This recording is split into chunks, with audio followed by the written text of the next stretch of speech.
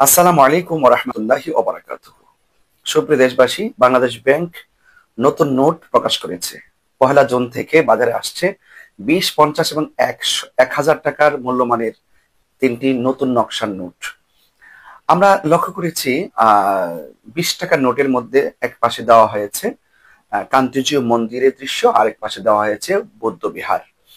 তো এই ২টা নকশা দেখে আমরা দেখেছি যে মানুষ তীব্র সমালোচনা করছেন এবং আমিও এটা তীব্র আহ, সমালোচনার সমালোচনা করার মানুষই আজকে ভিডিও বার্তা নিয়ে এসেছি। মূলত আমরা দেখেছি বিগত দিনে ২০ টাকা নোটের মধ্যে ৬০ গম্বুজ মসজিদ, আসলে এই মসজিদের চিত্রটি পরিবর্তন করে সেখানে মন্দির অথবা বৌদ্ধ বিহার দেওয়া হলো কেন?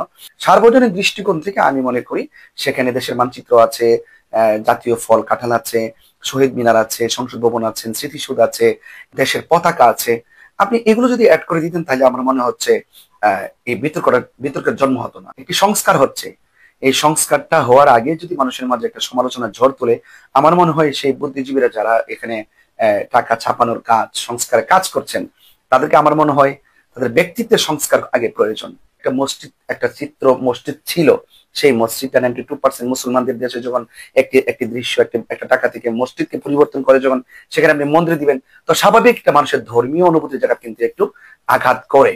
তো সেই জন্য আমি মনে করব আপনি যদি একদম যদি এটা পরিবর্তন করতে চান, সেখানে আপনি জাতীয় পতাকা আছে, মানচিত্র আছে, দেশের মানচিত্র আছে, শহীদ মিনার আছে, শাপলা ফুল আছে, এরপর আমাদের জাতীয় ফল কাঁঠাল আছে।